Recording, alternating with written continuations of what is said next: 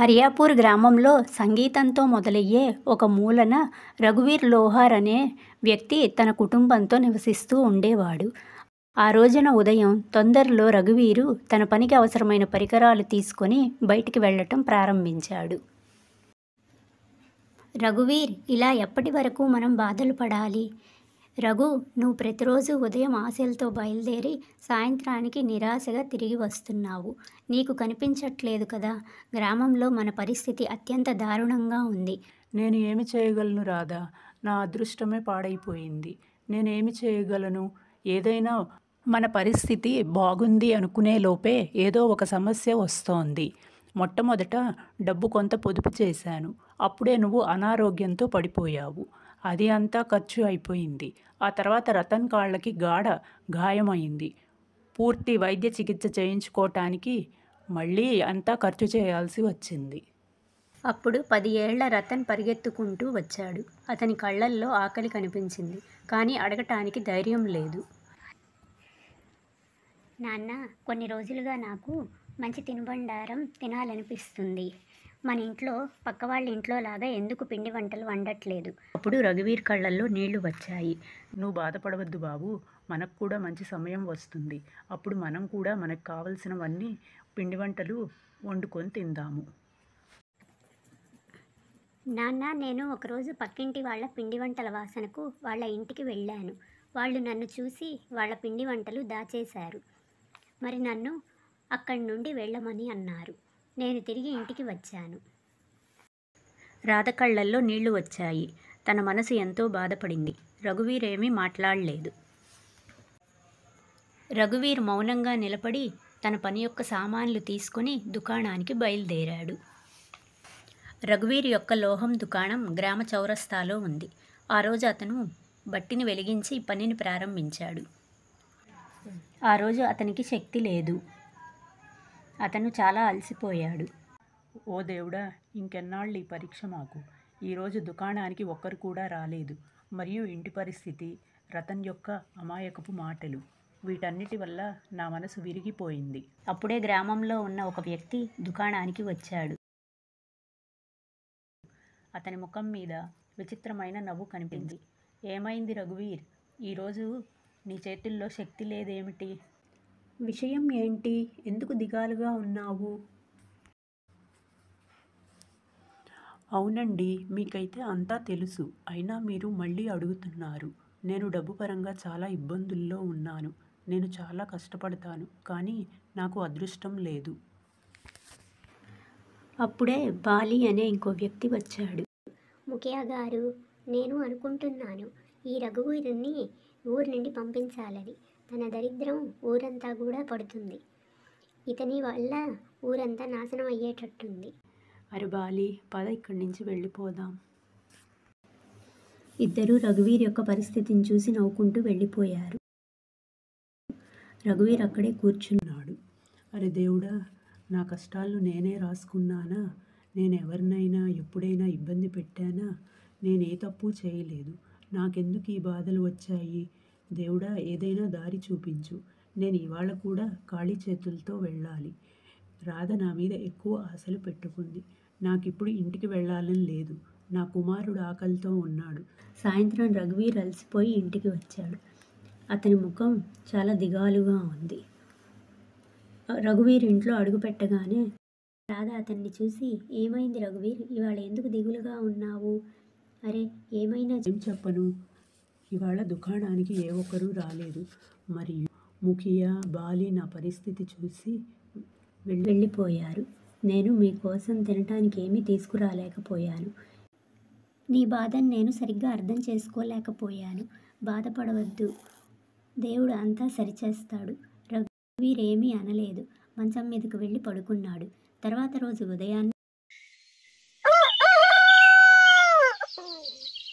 రఘు, తినటానికి ఏదైనా అప్పుగా తీసుకురా. ఇప్పటికే నేను అందరి దగ్గర అప్పు చేశాను. వాళ్ళకి తిరిగి ఇవ్వలేదు. అందువల్ల నాకు వాళ్ళు మళ్ళీ అప్పు అడిగితే ఇవ్వరు. నాకు ఇంకా అప్పు అడగటానికి ధైర్యం లేదు. నేను ఎట్లా అప్పు తీర్చగలను? అది నిజమే. దేవుడు మనల్ని ఎందుకు శిక్షిస్తున్నాడు? కానీ రఘు, నమ్మకంతో ఉండు. ఏదో ఒక రోజు మనకి మంచి సమయం వస్తుంది. కానీ రఘువీర్ ఈ మాటల మీద విశ్వాసం లేకుండా ఇంటి నుండి నిశ్శబ్దంగా బయలుదేరి అడవి వైపు నడిచి వెళ్ళాడు. అతనికి హృదయం బరువెక్కింది. రఘువీర్ ఆత్మహత్య చేసుకుందామని అడవి వైపు వెళ్ళాడు.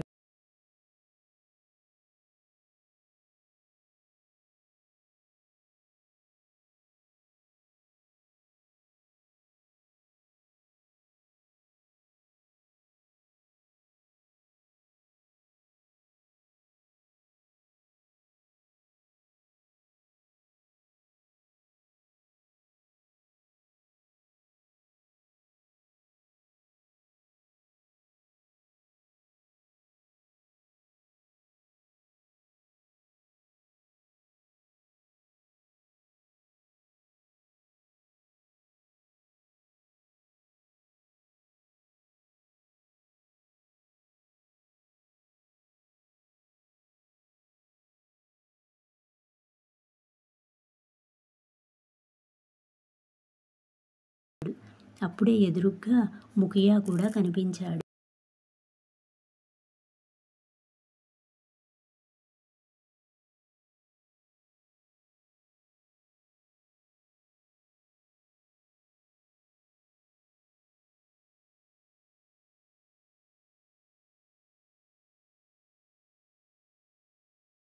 అరే రఘువీర్, ఈరోజు దుకాణం తెరవలేదా? ఈ అడవి వైపు ఎందుకు వెళ్తున్నావు? రఘు ఏమీ మాట్లాడలేదు. అతని దగ్గర సమాధానం ఇవ్వటానికి ఏమీ లేదు. సరే, అడవిలో అయినా నీ పరిస్థితిని చూసి ఎవరూ నవ్వరు కదా. ముఖియా నవ్వుతూ అడవి నుండి వెళ్ళిపోయాడు. రఘువీర్ ఏం చెప్పకుండా అడవిలోకి వెళ్ళాడు. తను అలసిపోయి చెట్టు కింద కూర్చున్నాడు. నేను మగమనిషిని కాబట్టి ఎవరి ముందు ఏడవలేను. కానీ రాధా, రతన్ ఇలా ఏడవటం చూస్తే వాళ్ళు ఇంకా బాధపడతారు. అడవికి రావాల్సి వచ్చింది. రఘు దిగులుగా ఆకాశం వైపు చూస్తున్నాడు. అప్పుడే తన చెవులలో ఎవరో అరుస్తున్న శబ్దం వినిపిస్తుంది. ఎవరైనా ఉంటే నాకు సహాయం చేయండి. రఘు లేచి అటు ఇటు చూశాడు. అనుకోకుండా ఒక సాధువు పడిపోయి కనిపించాడు. నేలపై పడిపోయి ఉన్నాడు. రఘువీర్ వెంటనే అతని దగ్గరకు వెళ్ళాడు. సాధువు గారు, మీకు ఏమైంది? మీరెందుకు ఇలా పడిపోయారు? బాబూ, నేను రాజు దగ్గరికి వెళ్తున్నాను. కళ్ళు తిరిగి కింద పడ్డాను. ఈ దట్టమైన అడవిలో పడిపోయాను. ఇది అడవి అవటం వల్ల నాకు సహాయం చేసేవాళ్ళు ఎవరూ కనిపించటం లేదు. నాకు తాగటానికి నీళ్లు కూడా దొరకలేదు. ఇప్పుడు తొందరగా నీళ్లు దొరక్కపోతే నేను చచ్చిపోతాను.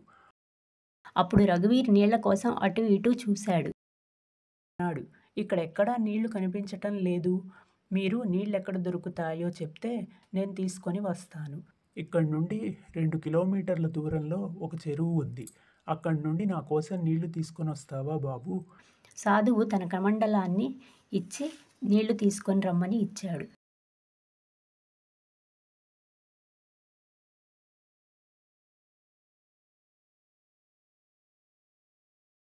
రఘువీర్ చెరువు దగ్గరికి వెళ్ళాడు. కమండలాన్ని నీళ్ల కోసం చెరువులో ముంచాడు. హఠాత్తుగా ఒక పొగ వచ్చింది. ఆ పొగలో నుంచి ఒక భయంకరమైన ఒక ఆడదయ్యం వచ్చింది. ఈ దృశ్యం చూసి రఘువీరికి భయం వేసింది. నీళ్ళు, నీకు ఎంత ధైర్యం? నా చెరువులో నీళ్ళే తీసుకుంటావా? చూడు, ఈ చెరువు నీదని నాకు తెలియదు. నన్ను క్షమించు. నేనొక దయ్యాన్ని. నీకు ఈ నీళ్లు కావాలంటే నేను అడిగిన ప్రశ్నకు సరైన సమాధానం ఇవ్వాలి. సరైన సమాధానం ఇవ్వకపోతే నిన్ను చంపి ఈ నీటిలోనే పారేస్తాను. కానీ ఒక దారి ఉంది. నీళ్లు తీసుకోకుండా వెళ్ళిపో. నేను నీళ్లు తీసుకొని వస్తాను అని ఒకరికి మాట ఇచ్చాను. కాబట్టి నీళ్లు తీసుకునే వెళ్తాను. నేను ఇచ్చిన మాట తప్పను. ఒక ఇల్లు ఇలా ఉంటుంది. అన్ని వైపులా తెరిచి ఉంటుంది. వెలుతురు అన్ని వైపులా ఉంటుంది. కానీ ఏ కిటికీలు ఉండవు, తలుపులు కూడా ఉండవు, గోడలు ఉండవు, భూమి ఉండదు. అందులో ఏమీ ఉండవు. ఒకవైపు సాధువు దాహం, మరొక వైపు మృత్యు భయం. అతని కళ్ళు మూసుకొని బాగా ఆలోచించాడు. అది ఒక మనిషి మనసు అని. అన్ని వైపులా తెరిచి ఉంటుంది, అన్ని వైపులా వెలుతురు వస్తుంది, గోడలు ఉండవు, తలుపులు ఉండవు అని చెప్పాడు. అప్పుడు దయ్యం కాసేపు ఆలోచించింది. ఒక్కసారిగా నవ్వింది. ఆ నవ్వులో ఒక హఠాత్తుగా సంతోషం దాగి ఉంది.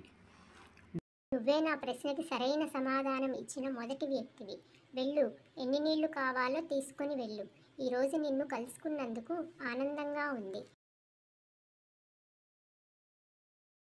ఇంకా ఆ నీళ్లు తీసుకొని వెంటనే సాధువు దగ్గరికి వచ్చాడు.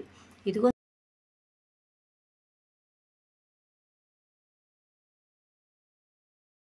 సాధువు గారు, నీరు తాగండి.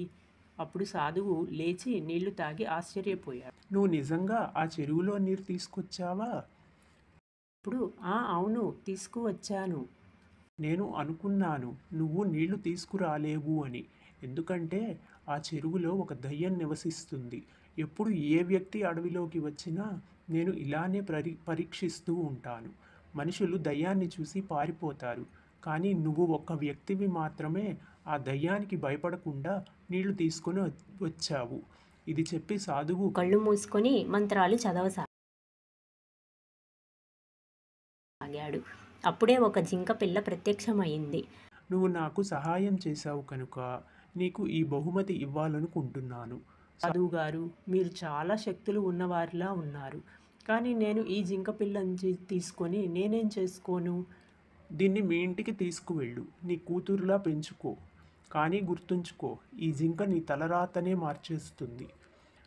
నాకు తెలుసు, నీ తలరాత వల్ల నువ్వు చాలా సమస్యల్లో ఉన్నావు. నువ్వు చాలా నిజాయితీపరుడివి. నీలో ఎటువంటి స్వార్థం లేదు. నువ్వు మంచి వ్యక్తివి. నువ్వు ఎదుటి వాళ్లకు సహాయం చేసే వ్యక్తివి. ఇది చెప్పి సాధువు అక్కడి నుండి వెళ్ళిపోయాడు. రఘువీర్ ఆ జింకను తీసుకుని ఇంటికి వచ్చాడు. జింకపిల్ల యొక్క అందాన్ని మెరుపుని చూసి రఘువీర్ తన మనసులో ఒక ఆశ మొదలయ్యింది. తన జింకపిల్లను ఇస్తానని చెప్పాడు మరియు తన తలరాతను కూడా మార్చుకునే ప్రయత్నం చేశాడు. నీకు ఈ జింక ఎక్కడ దొరికింది? రఘువీర్ జరిగిన మొత్తం కథ చెప్పాడు.